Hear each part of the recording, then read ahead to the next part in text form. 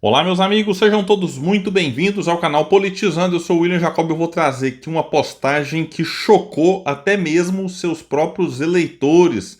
Postagem feita pelo Gustavo Gayer, bolsonarista roxo, que fez piada com a morte do Papa Francisco, utilizando aí a morte do líder católico, que é uma inspiração para muitos que inclusive não são católicos, para atacar o ministro Moraes. Pois é, eu vou trazer detalhes.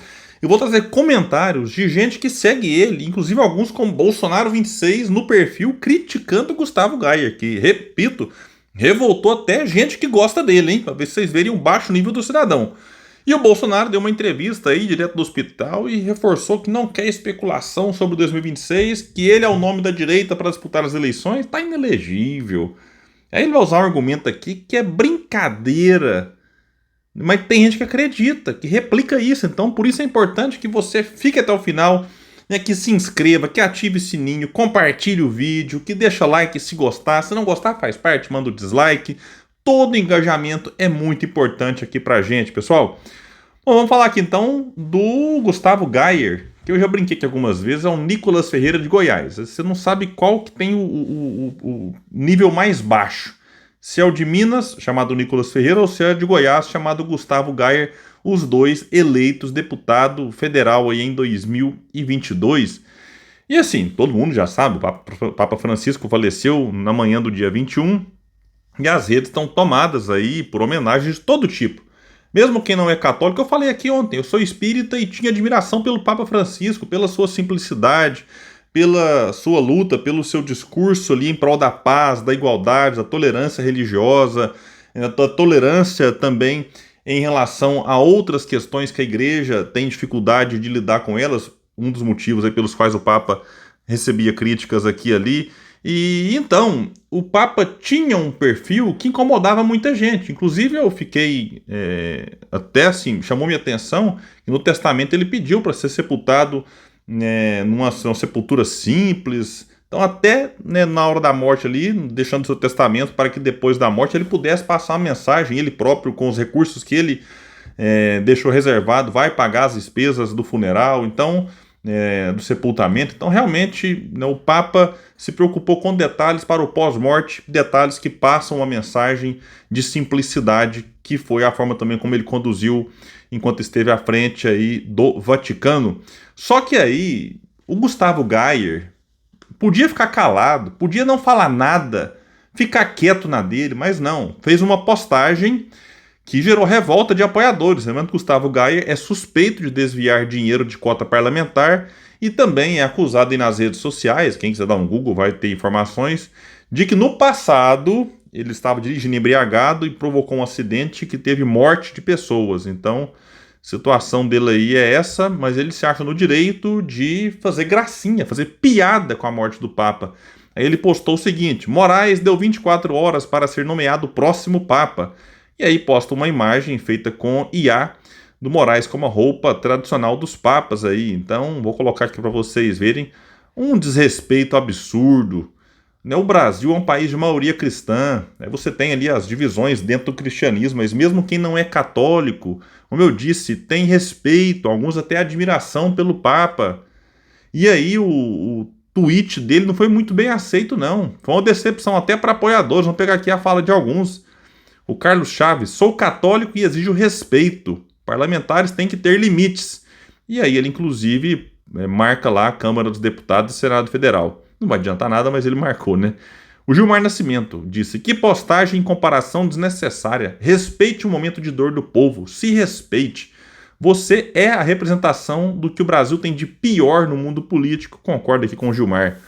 Um outro perfil disse: entrei no perfil desse cara só para ver se era verdade esse post. E realmente é baita cristão, hein? Provocando o Gustavo Gayer. Aí tem um aqui que é curioso: Alex Bolsonaro 2026. Indicando que ele apoia o Bolsonaro para 2026. Tá inelegível, bom sempre lembrar, né? Escreveu o seguinte: depois vai chorar na tribuna dizendo que sofre perseguição. Você procura confusão para ficar em evidência. Então tá aqui alguém que aparenta ser bolsonarista criticando Gustavo Gayer e mostrando a estratégia. tem esse tipo de atitude, toma represália e depois vai dizer que você está sendo perseguido. É a narrativa de muitos bolsonaristas, até no mito dele aqui, né? Pratica crime e depois, quando é alcançado pela justiça, diz que está sendo perseguido, que a direita está sendo perseguida e tal. O Marcelo Rodrigo diz o seguinte: o sujeito tem que ser muito canalha mesmo apostar isso. Nem respeito ao falecimento de um papa e a dor de milhões de brasileiros católicos com a perda inestimável vocês conseguem respeitar. A que ponto essa desgraça de polarização chegou o seu babaca otário mané? Marcelo ficou revoltado aqui, não é por menos, né? Fabiana Alexandre escreveu: você é muito idiota, sem respeito, isso é brincadeira que se faça? Isso é atitude de um deputado brasileiro? Você é uma vergonha. O Marcelo disse, e ainda vem com um papinho de sou católico, porque tem gente que acha porque é católico pode fazer esse tipo de piada aqui, totalmente fora de hora, desnecessária, sem sentido e que desrespeita a fé de milhões realmente. A Júlia disse, sustentamos um deputado federal para ele fazer piadas em redes sociais. Precisamos amadurecer para não votar mais esse tipo de político. Piadas, fotos de reportagens com marca d'água, vídeos lacradores, nenhum resultado concreto. Não articulam nos bastidores, só gritam nas redes. Tem mais aqui. No dia em que os católicos estão de luto pela perda do Papa Francisco, achou por bem fazer esse tipo de montagem? Outra perguntou, achou engraçada essa piadinha? Falta inteligência mesmo. E outra, para fechar aqui, disse, falta de respeito de um deputado para com o pontífice que acaba de falecer. Bem lembrado, que ele não é um lacrador qualquer de rede social, que também já seria inaceitável. Pega lá um tiozinho do Zap, a tia do pavê, lá postaram, mas é um deputado federal, pago para trabalhar pelo povo. Aí vem com essa postura ridícula, lamentável.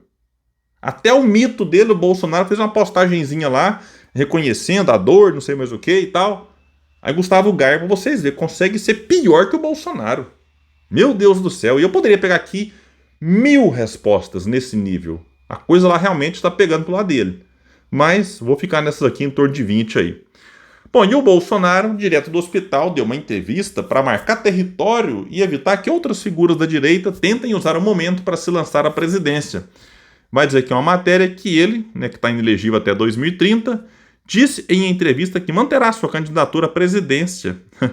Vamos ver o que ele disse aqui? Abre aspas pro Bolsonaro. Vamos ver o que ele vai dizer então. Primeiro ele disse que é o maior líder da direita na América do Sul. Disse então, população não quer outro nome de direita, que não seja Jair Messias Bolsonaro e ponto final. Ele falando de si mesmo, né? Ele afirmou que a eleição em 2026, sem a sua presença, são uma negação à democracia. Como pode a maior liderança da direita estar fora da cédula eleitoral? Não tem cabimento. Aí eu respondo, Bolsonaro, essa liderança, seja ela maior ou menor, comete crime, ela tem que estar fora da cédula eleitoral, simples assim. Disse mais, o quadro que está no momento eu registro a minha candidatura no último momento. O TSE tem poucas semanas para decidir. Eu acredito que até lá eu esteja movimentando multidões pelo Brasil. A esquerda não vai ter um nome para se apresentar como razoável candidato. Se for Lula, pior ainda. Não tem liderança formada pela esquerda no Brasil. Vamos por partes. Essa estratégia aqui de colocar no último momento sua candidatura e de segurar até o final, ela foi usada pelo PT em 2018. Uma estratégia que eu, na época, lamentei demais, porque o Lula não podia ser candidato. Não estou nem discutindo a condenação.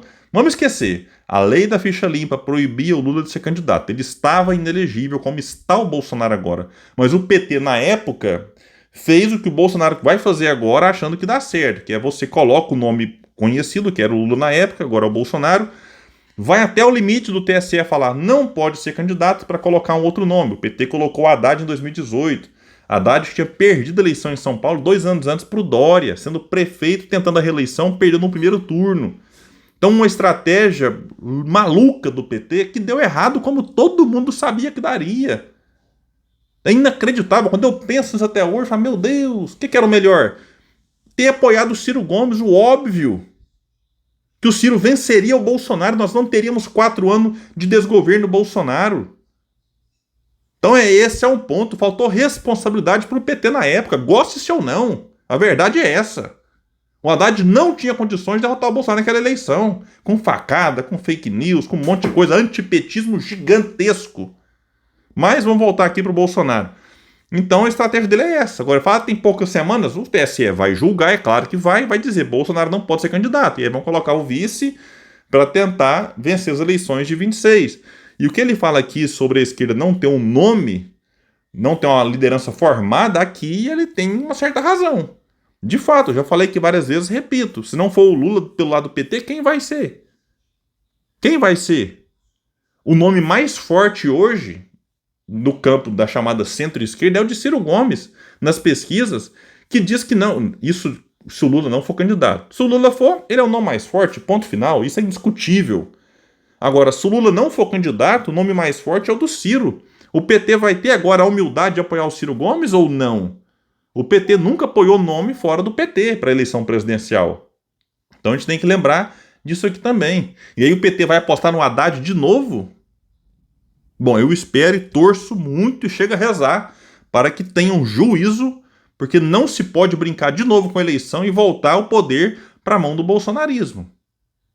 Esse é o ponto aqui.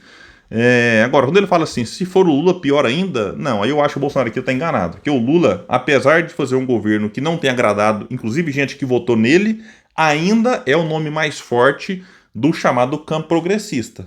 Também, goste-se ou não, essa é a realidade e as pesquisas mostram isso. Agora, se o Lula vai querer ser candidato, aí é uma outra questão. Bom, então é isso, né? E disse aqui, finaliza a matéria dizendo aqui que apesar de se colocar como preferido dos eleitores da direita, o ex-presidente disse haver bons nomes de presidenciáveis nesse momento, mas que cada um deve cavar espaço do respectivo partido. Aí vai falar aqui do que os caras têm que fazer e tal. Agora chega a ser hilário, né? Esse argumento de que a maior liderança da direita, como é que pode estar fora das eleições? Como eu disse e repito, quer participar de eleição? Não comete crime. O Bolsonaro cometeu vários crimes eleitorais, está punido na esfera eleitoral e em breve será também condenado pelo STF e poderá parar na cadeia antes das eleições. Aí você vai conseguir arrastar multidões da cadeia? Não sei, pode ser até que sim.